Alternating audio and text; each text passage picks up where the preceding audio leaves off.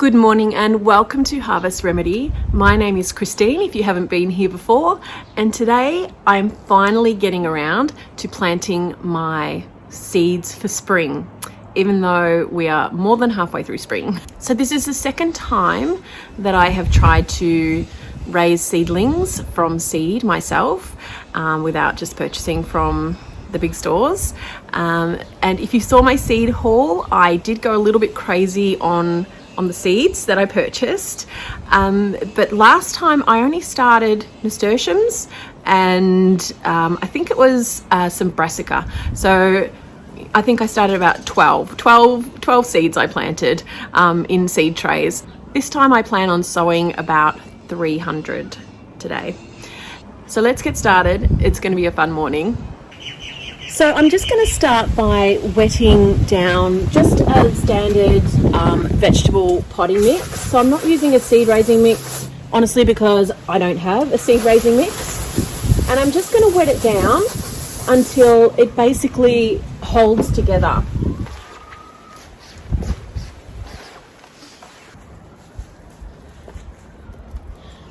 So you want it so that it holds together, but when you squeeze it, it doesn't drip with water. So this looks good. So we're going to start filling our trays. So today I'm just using these standard seed raising trays, and I've also got the solid bottom tray. I should have 7 of these trays, so we'll just go ahead and set these all up. Now I've had these trays for almost a year. I haven't used them yet, they're brand new. And I'll use them until they break, but I've been doing some research and I would like to move into soil blocking and using a wooden tray for the bottom and making that up myself. So I'll use these though. I've got these, so I'll use them until they're broken and then hopefully move into something that's a little bit more sustainable and eco-friendly.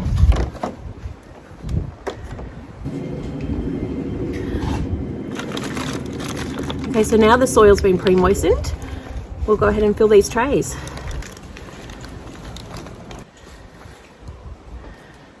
And I'm just going to very gently distribute the soil in this seed tray. But you don't want to compact the soil, it needs to still be quite light.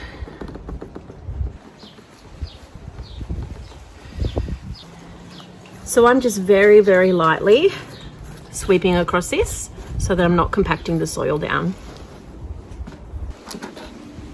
Okay, first tray done. A few more to go. Okay, so we now have the 7 seed sowing trays filled and also the container for my sweet potato slip.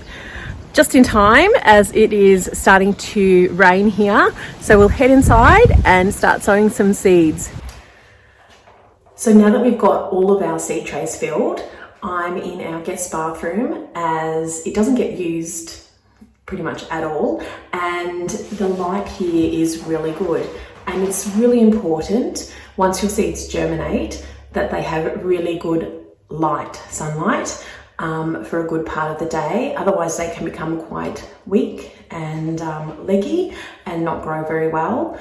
Ideally you want to have grow lights, so I do have a shelf behind me which you can see, and I do have 2 grow lights on there. My husband gifted me a grow light for my birthday this year, and I also have a fish tank light as well. So that's all I have in the way of grow lights though, so I'm hoping that the light in this room is going to be strong enough to promote really good strong growth for the seedlings, but we'll wait and see.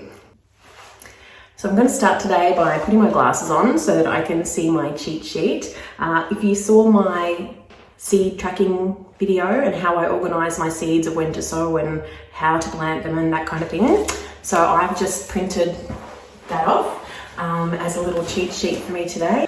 As I said, I'm fairly new to starting my own seeds, so I'm starting a lot of seeds today. So this is going to be very useful.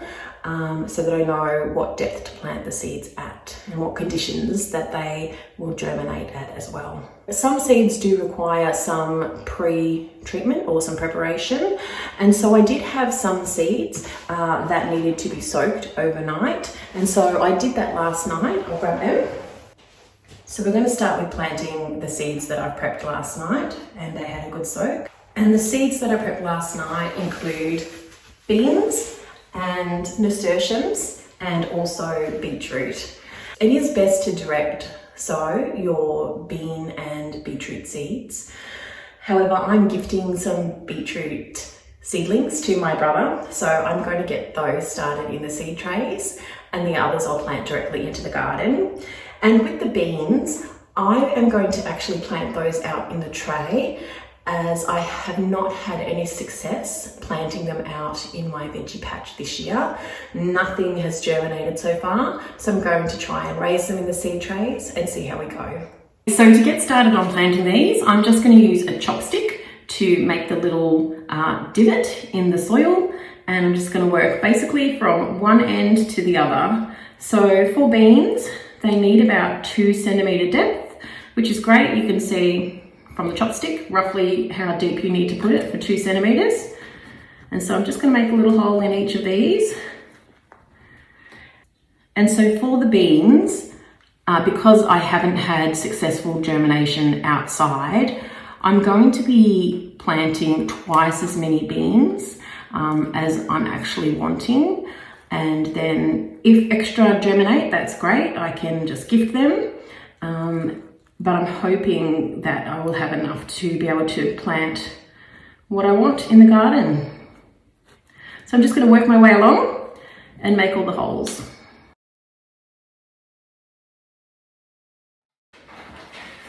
So I've just drained the water off, and I'm going to start by planting my red kidney beans. And I'm just going to pop one in each hole.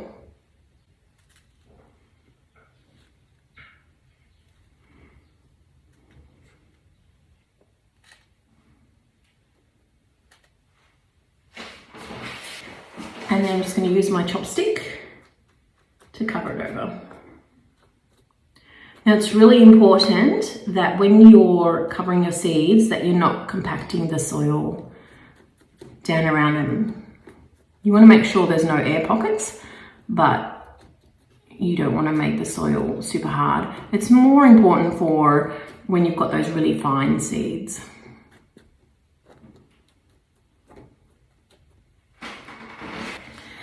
And so I can keep track of which seed is which. I've just written in with a Sharpie, the UV resistant Sharpie, on a little stick, and I'll just mark where that finishes.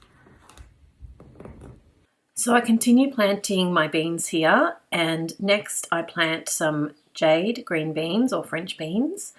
And these were the variety that I tried to sow straight into my raised garden beds, and I had no luck with germination.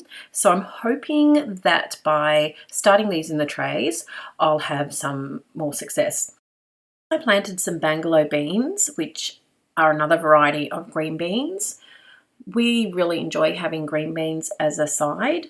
So for those, I'll probably preserve them either just fresh out of the garden or freezing them, blanching and freezing them. I'm planting some black beans as well, and I'm hoping these grow well as I love Mexican food. So these will be very much appreciated if they do well in the garden. So with the kidney beans and the black beans, I'm planning to store these as dried beans, as I don't own a pressure canner at this stage. So I'll just cook them as we need them. And that's our first tray done, full of beans.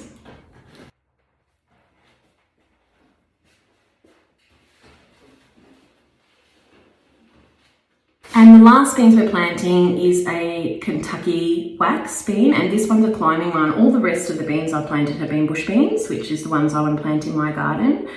And the Kentucky wax beans that I'm planting here, they're climbing, and these are for my brother. The other seeds that I prepped and soaked overnight were the beetroot seeds. So these beetroot seeds that I'm planting here into the trays are also for my brother, as I'm going to plant my beetroot seeds directly into my raised garden beds, as I've had fantastic germination and success with growing beetroot from seeds in my garden. So the varieties that I'm planting today are Red Rings, Crimson Globe, Golden, Bull's Blood, and they have the traditional round beetroot shape. And I'm also planting Cylindra, which is a bit more of a narrow and longer beetroot, and it's really easy to peel. So I really like preparing the Cylindra variety. So another thing to consider when sowing your seeds, especially if you're sowing a lot of seeds in trays, so each of these seed trays holds 72 seeds, so potentially 72 seedlings, and seeds all germinate in different time lengths. So some seeds might take 5 days, other seeds might take 10 days, 15 days, so they're all a little bit different. So one of the things I'm trying to do is for each seed tray, put together similar plants that have, or similar seeds that have the same germination or similar germination, put together the same seed types, put together the same seeds that have similar germination times. So that's another good thing about having all of my seed information for all of my seed packets on one spreadsheet and one printout. I can really easily browse the spreadsheet and the information here and check which seeds match with which, and I don't have to try and read each individual seed packet and go through literally hundreds of seed packets to find out the information. So that's great. So we've got beetroot planted here, which takes 5 to 10 days to germinate. And so the next thing I'm going to be planting in this seed tray is pumpkin and squash, as they also take 5 to 10 days to germinate. Now, I have a small backyard and I have at least 2, 4, 6, 8, 10, 12 varieties of pumpkins here. Pumpkin plants, if you don't know, are a vining plant and they can grow pretty big. So I'm only going to aim for one pumpkin plant of each type of pumpkin. I will be planting 2 seeds of each type though, just in case one doesn't germinate. It means that I've got a backup, and I can just plant one and not keep the other one if both germinate, so that's not a problem. But one of the things I will do to try and help with my space issue in my backyard is I have 4 garden arches that I've been wanting to put up for a while and put together. So I'll be putting those up and I'll be trying to grow these pumpkins up around those arches. So I end up planting a small sugar pumpkin, a masque de Provence, a futsu, which is supposed to have a really smooth, sweet and dense flesh. I also plant a buttercup and a cute Jackby Little pumpkin, and they're super small and really good as a single serve pumpkin. I will probably stuff this with like a spiced meat and veg filling, or just have it roasted in the oven. And I'm excited to grow a Cinderella pumpkin.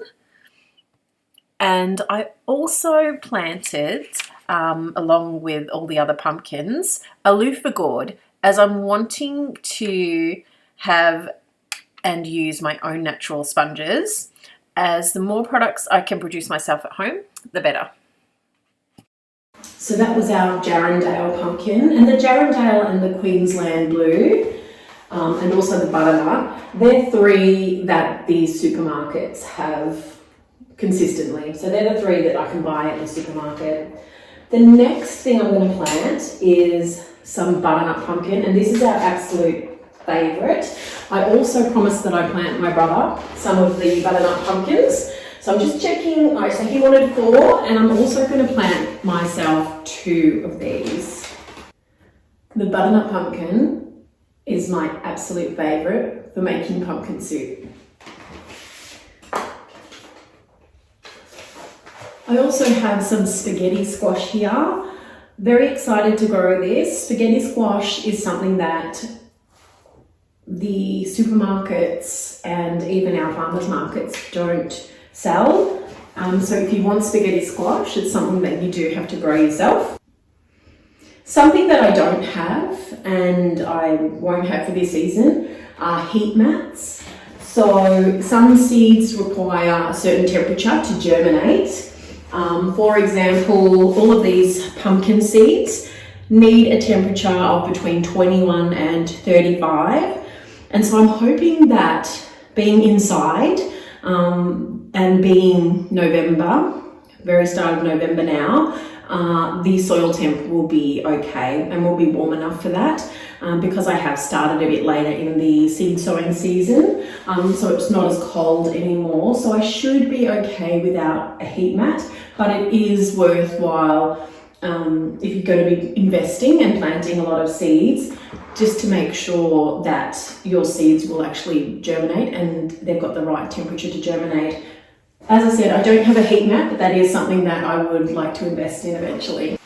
So that's all of our pumpkins done. Next thing we're going to plant are our zucchini and our squash, our little button squash, and also our watermelon and rock melon.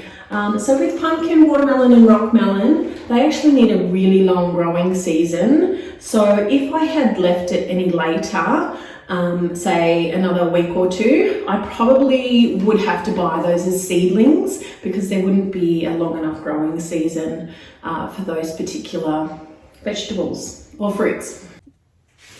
So the last thing that I'm planting for this tray is the rock melons. I love anything rock melon, watermelon, honeydew melon. It just reminds me so much of summer and the hot weather. So I'm actually wanting, in the end, 2 of each of these plants. And what I'm doing is I'm planting single seeds in these ones. So I'm just going to try that and see how we go. And I'm planting 4 seeds in the hope of getting 2 plants. So the first one was my Délice de la Table. The next one is my Sweet Granite. And then the last one is the Rock Melon Piel de Sapo.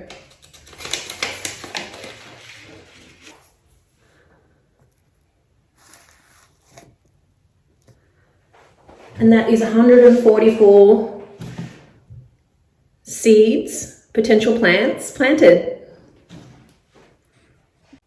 Okay, so I went ahead and I've planted the next tray out, and I'm going to show you that complete tray planted and also walk you through what I've planted in there. So this is my planted out tray. I've got zucchinis, watermelon, cucumbers, Florence Fennel, I've got a rosella, celeriac, celery, turnip and lettuce. And I'll just take you through the varieties that I've actually planted. So for the zucchinis, I planted the standard Black Beauty, and I've also planted the golden and the long Florence. And so for the zucchinis and the watermelons, they all take about 14 days to germinate. The watermelons that I planted were the Charleston Grey, which is this one here, there. The Mountain Organic, Blacktail Mountain, the Mountain Sweet Yellow, which I absolutely love, this yellow watermelon. It's super sweet and delicious. I've never tried the Sugar Baby, so I'm going to try those this time and see how we go. And I've planted 2 each of these. As I said, I don't have much room in my garden, and so I am going to try and fit them wherever I can. Like pumpkins, they actually take up a fair bit of space.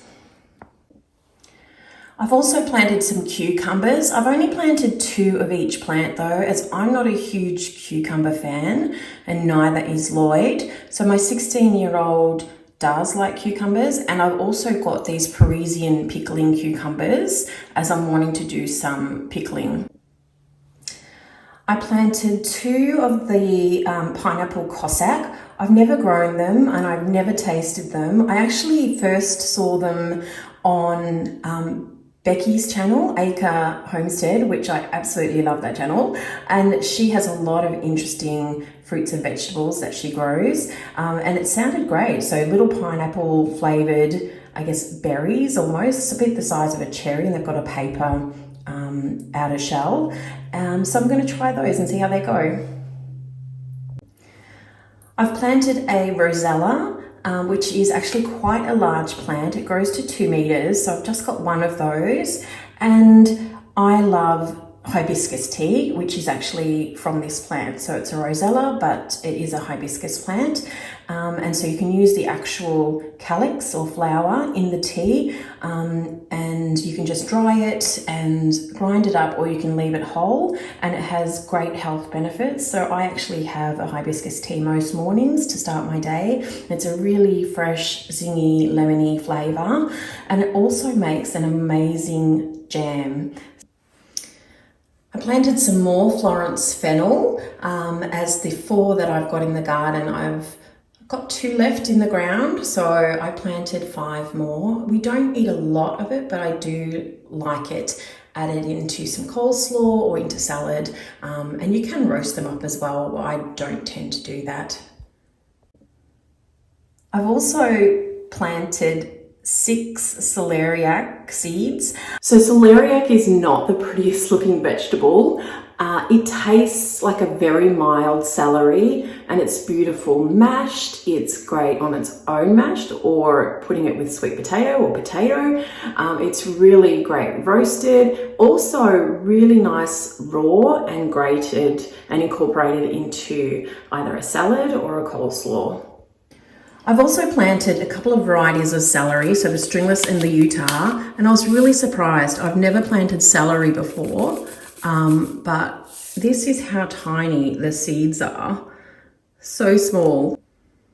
I've also planted some purple top turnip.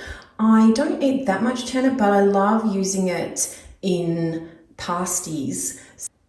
It stores really well in the fridge and lasts a very long time. So I've planted 12, and on the end there, I've just got some baby cos lettuce. So I've only planted 6 of the cos lettuce, as if you watched my spring harvest video, you'll see that when I planted cos lettuce seedlings, I planted way too many for the amount that we can eat in one time. I planted 36 at a time, which was way too many. So the chickens did get a lot of those, and I was able to gift a lot as well. So I've just planted 6, and I'm going to try successive sowing. So in another 3 weeks, I'll plant another 6 cos lettuce, because I also have my come and cut again lettuce, leaf lettuce in my planter, or vertical stacker, and that's getting there. It's been very slow to grow, but that should be ready in a few weeks as well. This next tray I'm seeding has some brassicas, starting with mini cabbage. I really like the mini cabbage, as they are ready for harvest in about half the time of the regular cabbage. So 50 to 80 days instead of about 140 days. I'm also sowing some Chinese or Napa cabbage and some broccoli, both Italian sprouting and the Waltham varieties. I plant some kale, the Tuscan Cavallonero. So I do have a couple of the dwarf kale varieties, and they're currently growing in my vertical stacker planter. And then to finish off this tray, I plant some cumin, as I'm wanting to save the seed and then dry it and store it as part of my spices. And I'm using dill seeds that I actually saved from my garden last year. And saving seeds is definitely something that I'm wanting to learn more about and implement as part of my garden. The next seeds I'm planting are cinnamon basil, and also just your common basil, your sweet basil. So these basil seeds are so tiny. I ended up just scattering and sprinkling a few in each cell, and then very lightly brushing some dirt over the top. And lastly, I finished off this tray with some continental parsley.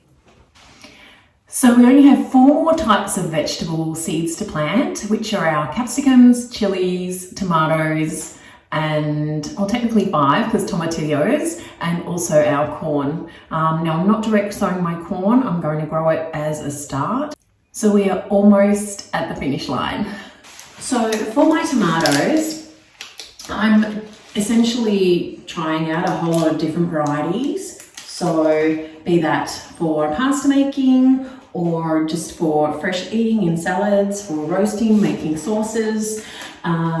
So just trying a lot of different varieties in the garden this year to see what we like and what we like the flavour of. Most of them come from the Diggers Club. So there's 17 different varieties, and the goal is to have 1 plant of each in the garden. So what I'm going to do is I'm going to plant 2 seedlings, or aim for 2 seedlings each, and then I'll keep the best looking seedling at the end. So I have planted tomatoes in my garden previously last year, but I planted them as a seedling. So I've never raised tomato seedlings myself and done the whole, potting up once they get a little bit bigger. So that's going to be something new for me. So I'll take you through the 17 varieties of tomatoes that I planted. Some of them are determinate and some of them are indeterminate. The determinate tomatoes, the fruit ripens all at the same time, which makes harvesting very easy. Indeterminate tomatoes, they grow a lot taller. They also need to be staked or trellised, and their fruit ripens throughout the season. So I planted Amish Paste, Angora Super Sweet, Aunt Ruby's German Green. I also planted Azoichka, Barry's Crazy Cherry, Big Beryl, Black Cherry, Green and Black, Hungarian Heart, Mortgage Lifter, Nana's Italian Passata, Red and Black. I planted Roma, and I also planted some red Roma for my brother as well. I planted some Tasmanian Chocolate, some Uncle Toby's La Stupenda, some Wild Sweetie, some yellow Roma, and the tomatillos that I planted were the purple and the green varieties. So the next thing I'm going to plant in with the tomatoes are capsicums. I have 4 different varieties, and I'm aiming in the end to have 3 plants of each. So the first 3 varieties of capsicums that I'm planting is a 7-colour mix, and also a mixed Italian Friars, and also a red cherry sweet. So this last capsicum variety that I'm planting is a Hungarian sweet paprika, as I'm wanting to dry the paprika capsicum and make my own paprika.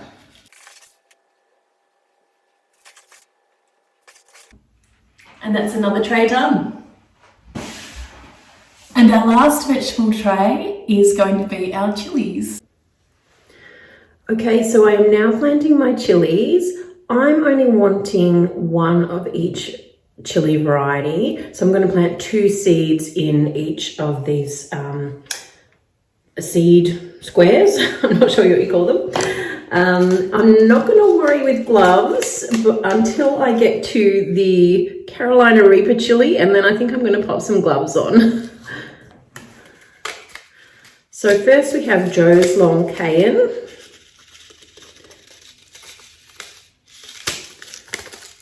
Which cayenne's probably the type of chili that we use the most here.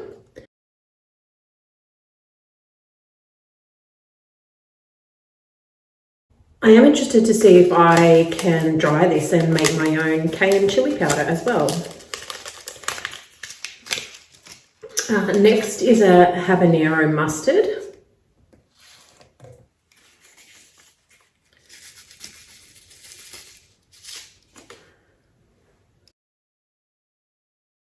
Which I don't think I've ever tried a habanero,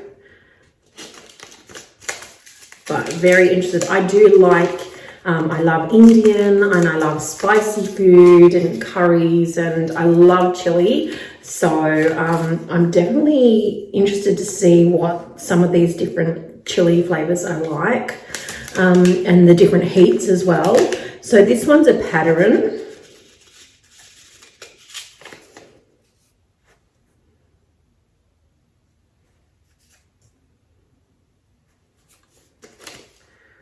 Oh, sorry, padron.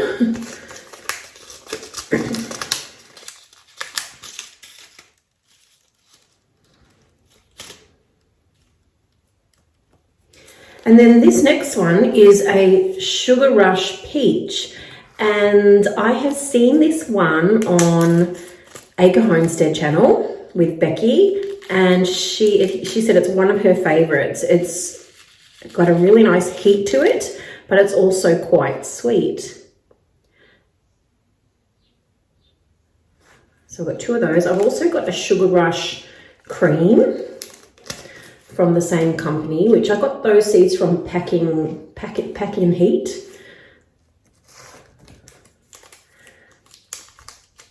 And they also threw in a couple of extras as well. They threw in, or they sent me, sorry, they sent me a habanero red and also an ahi golden and an ahi penic. Hopefully I'm saying that right. I think it's ahi, not RG. So that one's the habanero red.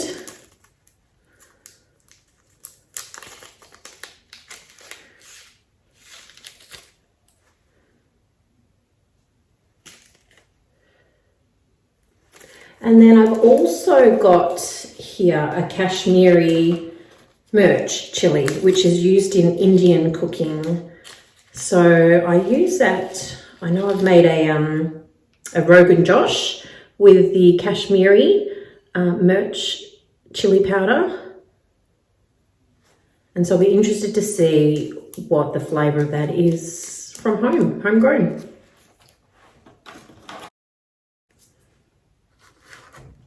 The next chili that I'm planting is the early jalapeno. And then the last chili that I'm planting is a Carolina Reaper, as my 16-year-old wanted to try it for fun. So it is one of the world's hottest chilies, so I'm going to put some gloves on for this one.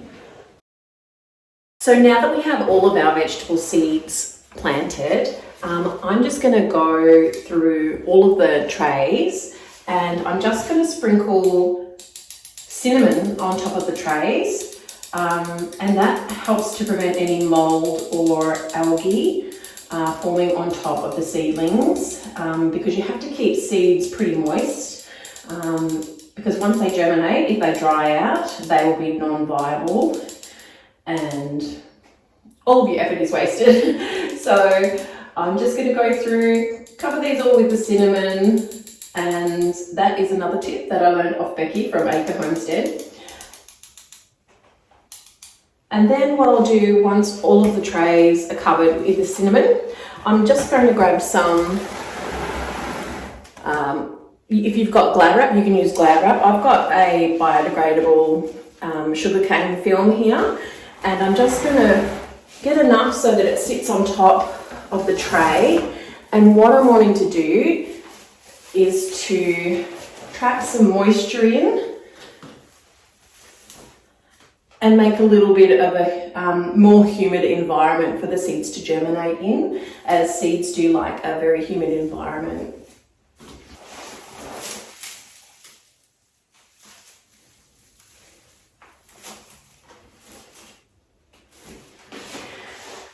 And that is the final seedling tray done.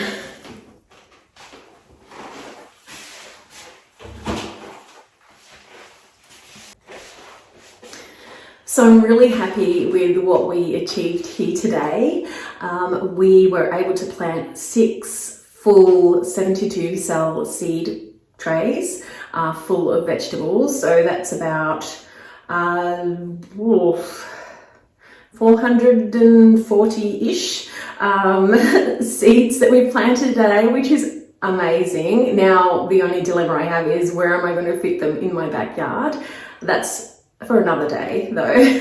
I've also planted out my cut flower seeds today, and if you'd like to see what I planted, just refer back to my seed haul, and all my flowers that I was planting I've listed there and shown you there.